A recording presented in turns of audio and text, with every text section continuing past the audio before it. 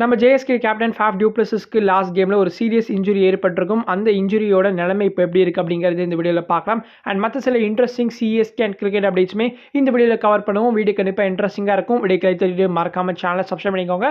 வாங்க வீடியோ தெரிஞ்சுக்கலாம். T20 world கப்புக்கு இன்னொரு 3 வீக்ஸ் டைம் தான் இருக்குது. பட் ஸ்டில் பங்களாதேஷ் எந்த வென்யூவில் அவங்களோட மேட்சஸை ப்ளே பண்ண போகிறாங்கன்னு இன்னும் கன்ஃபார்ம் ஆகலை. ஆல்ரெடி ரிலீஸ் ஆகிருக்கிற ஷெட்யூலில் பங்களாதேஷ் எங்கே மேட்சஸ் ப்ளே பண்ணுறாங்கன்னு பார்த்தோன்னா கொல்கட்டாவில் வந்து ஒரு 3 மேட்ச் ப்ளே பண்ணுறாங்க.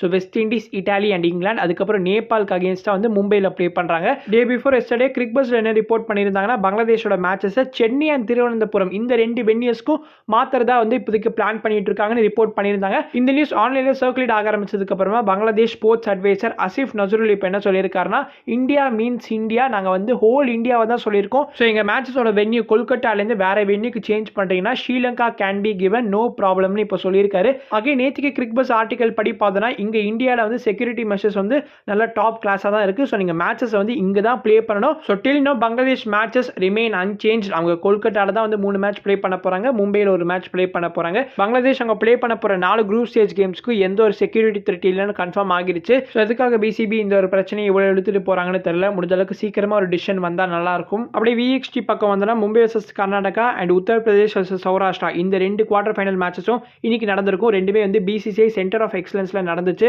2 ஸ்டேடியமே almost close to each other. சில இப்போ first quarter final Mumbai versus Karnataka பற்றி பார்த்தோன்னா மும்பைக்காக 2 முக்கியமான பிளேயர்ஸ் இன்னைக்கு ப்ளே பண்ண முடியல. மும்பைக்காக மிடில் ஆர்டரில் ஒரு முக்கியமான பிளேயராக இந்த வீக்ஸில் இருந்த சர்ஃப்ராஸ் கான் இந்த ஒரு ஆல் இம்பார்ட்டன்ட் கிளாஷை ப்ளே பண்ணல.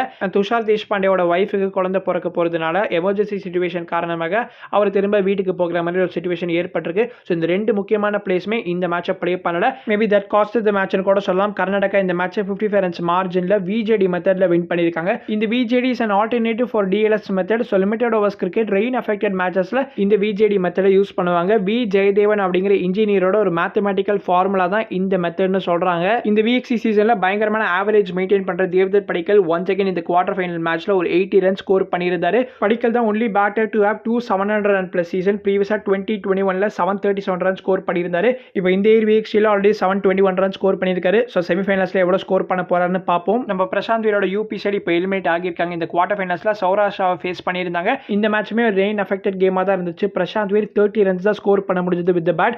அண்ட் பவுலிங்ல வந்து 9 ஓவர்ஸ்ல 53 ரன்ஸ் கன்சீட் பண்ணி ஒரு விக்கெட் எடுத்திருக்காரு. India vs New Zealand first ODI மேட்சை நம்ம இந்தியன் டீம் சூப்பராக வின் பண்ணியிருந்தாங்க. விராட் கோலி மிஸ்ட் அவுட் ஆன செஞ்சுரி. ஜாக் ஃபோக்ஸ் இந்த ஒரு மேட்சை ப்ளே பண்ணியிருந்தாரு. எக்கானமிக்கலா பவுல் பண்ணியிருக்காரு. 10 ஓவர்ஸ்ல 49 ரன்ஸ் கன்சீட் பண்ணி எந்த ஒரு விக்கெட் எடுக்கல. பட் ஒரு 2-3 கேட்ச் ட்ராப்ஸ் வந்து அவரோட பவுலிங்ல இருந்துச்சு. மேபி அதெல்லாம் வந்திருந்தா அட்லீஸ்ட் ஒரு 1 or 2 விக்கெட்ஸ் வந்து ஜாக் ஃபோக்ஸ் எடுத்திருப்பாரு. வேலூர் தமிழ்நாட்டில் பிறந்த ஆதித்ய அசோக் நியூசிலாந்துக்காக இந்த மேட்சை ப்ளே பண்ணியிருப்பாரு. ஈவன் சுப்மன் கில்லோட விக்கெட்டையும் நம்ம ஆதித்ய அசோக் தான் வந்து எடுத்திருப்பாரு. அங்க நியூசிலாந்துக்காக ஒரு தமிழ்நாடு பிளேயர் வந்து ப்ளே பண்ணிட்டு இருந்தா. இங்க இந்தியாக்காக இன்னொரு தமிழ்நாடு பிளேயர் நம்ம வாஷிங்டன் சுந்தர் ப்ளே பண்ணிட்டு இருந்தாரு. But unfortunately second and third ODI கேம்ல இருந்து இப்போ வாஷிங்டன் சுந்தர் ரூல்ட் அவுட் ஆகியிருக்காரு. ஸோ அவருக்கு பதிலாக ஆயுஷ் பர்தனி தான் இன்ஜுரி ரீப்ளேஸ்மெண்டா இப்போ ஜாயின் பண்ண போறாருன்னு கிரிக்பஸ்ல ரிப்போர்ட் பண்ணியிருக்காங்க. டியூரிங் பிராக்டிஸ் ரிஷப் பந்துக்கு ஏற்பட்ட இன்ஜுரினால அவருமே இந்த ஓடிஐ சீரிஸ்ல இருந்து ரூல்ட் அவுட் ஆகியிருக்காரு. ஸோ அவருக்கு பதிலாக ஃபர்ஸ்ட் ஓடிஐல வந்து கேஎல் ராகுல் தான் விக்கெட் கீப்பராகவும் இருந்திருப்பாரு. பிசிசிஐ அஃபிஷியலா ரீப்ளேஸ்மெண்ட்டே அனௌன்ஸ் பண்ணிட்டாங்க. ஸோ த்ருவ் ஜுரேல் தான் இப்போ ஸ்குவாட ஜாயின் பண்ணியிருக்காரு. The 100 இப்போ பிக்கர் அண்ட் பெட்டரா மாறி இருக்கு. ஸோ ஐபிஎல் பிரான்ச்சைசிஸ்லாம் வந்து The 100ல வந்து இன்வெஸ்ட் பண்ணியிருந்தாங்க இல்லையா.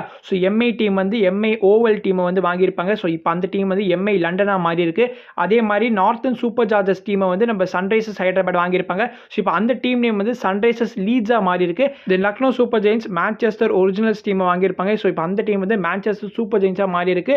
அண்ட் சதர்ன் பிரேவ் டீம் வந்து டெல்லி கேபிட்டல்ஸ் டேக் வாங்கியிருக்காங்க. பட் அந்த டீமோட நேம் வந்து சேஞ்ச் ஆகுமா இல்லையா அப்படிங்கறத பொறுத்து வந்து பார்ப்போம். நம்ம சன்ரைசர்ஸ் லீட்ஸ் வந்து அவங்களோட retentions and pre signings announce பண்ணியிருக்காங்க. இப்போ Harry Brook and Brydon Carse retain பண்ணியிருக்காங்க. Nathan Ellis and Mitchell Marsh வந்து இப்போ ப்ரீ சைன் பண்ணியிருக்காங்க. ஸோ ஐபிஎல் 26 சிஎஸ்கேக்காக ப்ளே பண்ணதுக்கு அப்புறமா நம்ம நேத்தன் எல்லிஸ் இங்க சன்ரைசர்ஸ் லீட்ஸ்க்காக The 100ல ப்ளே பண்ண போறாரு. பட் அதுக்கு முன்னாடி டிஎஸ்கேக்காக எம்எல்சியில் வந்தாருன்னா அதுவுமே சூப்பராக இருக்கும். சரி அப்படியே எஸ்ஏ20 பக்கம் வந்தோம்னா டெவால் பிரஸ் பற்றி பேசி ரொம்ப நாட்கள் ஆகிருச்சு. ஸோ டெவால் பிரஸ் எம்ஐ சிட்டிக்காக அகேன்ஸ்டா வந்து நேத்திக்கு மேட்ச் ப்ளே பண்ணியிருப்பாரு. அதில் ஒரு 34 ரன் ஸ்கோர் பண்ணியிருந்தாரு. முதல் டைம் இந்த எம்ஐ சிட்டிக்கு அகேன்ஸ்டா ப்ளே பண்றப்பையும் ஒரு சரியான நாக்குங்க 36 runs in just 13 ball score பண்ணியிருப்பாரு. கிட்டத்தட்ட லாஸ்ட் 3 ஓவர்ஸ் வரைக்குமே அந்த மேட்ச் ரொம்ப டல்லா தான் போயிட்டு இருந்தது. லாஸ்ட் 3 ஓவர்ஸ்ல நம்ம ரூத்தர்ஃபோர்ட் அண்ட் பிரெவில்ஸ் சேர்ந்து க்ளோஸ் டு 80 ரன் ஸ்கோர் பண்ணியிருப்பாங்க. ஸோ சரியான ஃபினிஷ் அது. பட் ஓவராலா இந்த எஸ்ஏ20 சீசன்ல டெவால் பிரஸோட performances not up to the mark தான். எம்ஐ சிட்டிக்கு அகேன்ஸ்டா ப்ளே பண்ண அந்த 2 மேட்ச் தவிர்த்து மற்ற கேம்ஸ்ல அவரோட ஸ்கோர்ஸ் பார்த்தோம்னா 6-12, 8-12. நிறைய ஜேஎஸ்கே ஃபேன்ஸ் ஆப்ஷனா நீங்க மற்ற பிளேஸ் கூட போக வேணாம், பிரெவிஸ்க்கு மட்டும் ஆல் அவுட்டா போங்க, பிரெவிஸ்க்கு மட்டும் பாதி அமௌண்ட் ஸ்பெண்ட் பண்ணிட்டு மற்ற எல்லாருமே இந்த பேஸ் பிளேஸ்ல பிக் பண்ணுங்கன்னு ஒரு சில ஒப்பீனியன்ஸ்லாம் வந்து ஆன்லைன்ல பார்க்க முடிஞ்சது இல்லையா. Just imagine imagine JSK all அவுட்டாக பிரவுஸை பிக் பண்ணி மற்ற பிளேஸ்லாம் மீடியோக்கராக பிக் பண்ணியிருந்தாங்கன்னா நம்மளோட நிலைமை ரொம்ப மோசமாக இருந்திருக்கும். கண்டிப்பாக ஃப்ளெமிங்கை இதுக்காகவே நான் அப்ரிஷியேட் பண்ணுவேன். ஏன்னா ஆக்ஷன் முடிஞ்சதுக்கு அப்புறமா அவர் என்ன சொல்லியிருப்பாருன்னா, இன்கேஸ் ஜேஎஸ்கே பிரவுஸை வாங்கியிருந்தாங்கன்னா அதுக்கு ஒரு பிளான், அதுக்கு ஒரு ஏற்ற மாதிரி ஒரு ஸ்குவாடை வந்து பில்ட் பண்ணி வச்சிருந்தோம். இன்கேஸ் எங்களால் பிரவுஸை வாங்க முடியலன்னா அதுக்கு ஏற்ற மாதிரி ஒரு ஸ்குவாடை பில்ட் பண்ணியிருந்தோன்னு அவர் அந்த இன்டர்வியூவில் சொல்லியிருப்பாரு. ஸோ எஸ், ஜேஎஸ்கே வந்து கைண்ட் ஆஃப் அந்த பிரவுஸ் இல்லாத ஒரு ஸ்குவாடை பில்ட் பண்ணது நல்லதாக போச்சு. அதுக்காக ஜேஎஸ்கே வந்திருந்தா பிரவுஸ் நல்லா ப்ளே பண்ணியிருக்க மாட்டார் அப்படிங்கிறதுலாம் கிடையாது. பட் இந்த ஃபார்மை பார்க்குறப்போ ஐ திங்க் இது ஒரு குட் டிசிஷன் தான் தோணுது. ஜேஎஸ்கே ஃபேன்ஸால் அதிகமாக கிரிட்டிசைஸ் பண்ணப்பட்ட ஒரு சைனிங் வந்து ஜேம்ஸ் வின்ஸ் தான். ஸோ ப்ரீ சைனிங்கில் அதிகமான தொகையை கொடுத்து ஜேம்ஸ் வின்ஸை வந்து நம்ம சைன் பண்ணியிருந்தோம். எனக்கு லிட்டரலி ஜீரோ ஹோப்ஸ் தான் இருந்துச்சு டு பி ஹானஸ்ட். நிறைய ஃபேன்ஸுமே வந்து அதான் ஃபீல் பண்ணாங்க. அண்ட் எஸ்பெஷலி இந்த ஐஎல் T20 ஃபார்மை பார்த்ததுக்கு அப்புறமா எனக்கு சுத்தமாக ஹோப்ஸே கிடையாது. எதுக்காக வின்ஸ் வராது, வின்ஸுக்கு பதிலாக வேறு ஏதாவது பிளேயரை கூட சைன் பண்ணிருங்கடா அப்படின்லாம் தோணுச்சு. பட் பேக் டு பேக் 70+ ஸ்கோர்ஸுங்கிறது not at all easy. So ரொம்ப சூப்பராக ப்ளே பண்ணிட்டு இருக்காரு. அவர் வந்த நேரமாக என்ன தெரியல, ஃபாஃப் டு பிளஸஸ்க்கு ஒரு இன்ஜுரி ஏற்பட்டு அவர் லாஸ்ட் கேமில் வந்து ப்ளே பண்ண முடியாத மாதிரி ஒரு சூழ்நிலை ஏற்பட்டுருச்சு. ஸோ அதனால் பேட்டே பிடிக்க முடியல அப்படின்னு சொல்லி ஃப்ளெமிங் வந்து போஸ்ட் மேட்ச்சில் பேசிகிட்டு இருந்தார். அண்ட் இஸ் ரொம்ப ரொம்ப சீரியஸான இன்ஜுரி மாதிரி தாங்க இருக்குது. Faf du Plessis might get ruled out of this SI20 சீசன்ற மாதிரி தான் இருக்குது இப்போதைக்கு. ஸோ தம்பில் அவருக்கு வந்து இன்ஜுரி ஏற்பட்டிருக்கு. ஒரு டைவிங் எஃபர்ட்டில் ஃபாஃப் டு பிளஸஸோட thumb has hit the ground. அதை பற்றி நம்ம ஃப்ளெமிங் போஸ்ட் மேட்ச்சில் என்ன சொல்லியிருக்காருன்னா, ஆல்ரெடி ஃபாஃப்க்கு எல்போவில் ஒரு இன்ஜுரி இருந்துச்சு, இப்போ அவரோட தம்புமே வந்து ஜாம் ஆகியிருக்கு கிரவுண்டில். He couldn't simply hold the பேட்னு சொல்லியிருக்காரு. அதாவது பேட்டிங் வந்து சுத்தமாக அவரால் பிடிக்க முடியல. நாங்கள் ஜஸ்ட் இது ஒரு ப்ரூஸாக இருக்குன்னு ஹோப் பண்ணுறோம். பட் இன்கேஸ் இது வந்து சீரியஸாக இருந்துச்சுன்னா we have to prepare for other meansனு சொல்லியிருக்காரு. டானவன் தான் ஸ்டாண்ட் இன் கேப்டனாக வந்து ஃபாஃப்க்கு பதிலாக இருந்திருப்பாரு. மேட்ச் முடிஞ்சதுக்கு அப்புறமா டானவன் கிட்டயுமே இந்த கேள்வி கேட்டிருந்தாங்க ஃபாஃப் டு பிளஸஸோட இன்ஜுரியை பற்றி. அதுக்கு அவர் என்ன ரிப்ளை கொடுத்துருக்காருன்னா, எனக்கு ஃபாஃபோட எக்ஸாக்ட் சிச்சுவேஷன் என்னன்னு தெரியல, but I think it must be quite serious. அதனால தான் he couldn't come out too bad. Next கேமில் we have to see what happens. So Faf du Plessis in case remainder சீசனுக்கு அவைலபிள் இல்லைனா it will be a big மிஸ்னு நம்ம Donovan Ferreira சொல்லியிருக்காரு. ஒரு சீசனில் எத்தனை இன்ஜுரி தான் இவங்க ஃபேஸ் பண்ணுவாங்கன்னு தெரியல. ஃபாஃப் டு பிளஸஸோட இன்ஜுரி ரொம்ப சீரியஸாக தான் இருக்குது. லெட்ஸ் see ஜேஎஸ்கே என்ன பிளான் பண்ண போகிறாங்கன்னு. ஒரு ட்ரிக்கி ஃபேஸில் நம்ம இருக்கோம். 3rd பொசிஷன் பாயிண்ட்ஸ் டேபிளில் இருக்கும் இல்லையா. டாப் 2ல ஃபினிஷ் பண்ணுறது தான் ஜேஎஸ்கேட ஏமாக இருக்கும். ஸோ டாப் 2ல ஃபினிஷ் பண்ணணும்னா ஃபாஃப் மாதிரி ஒரு பிளேயர் கண்டிப்பாகவே தேவை.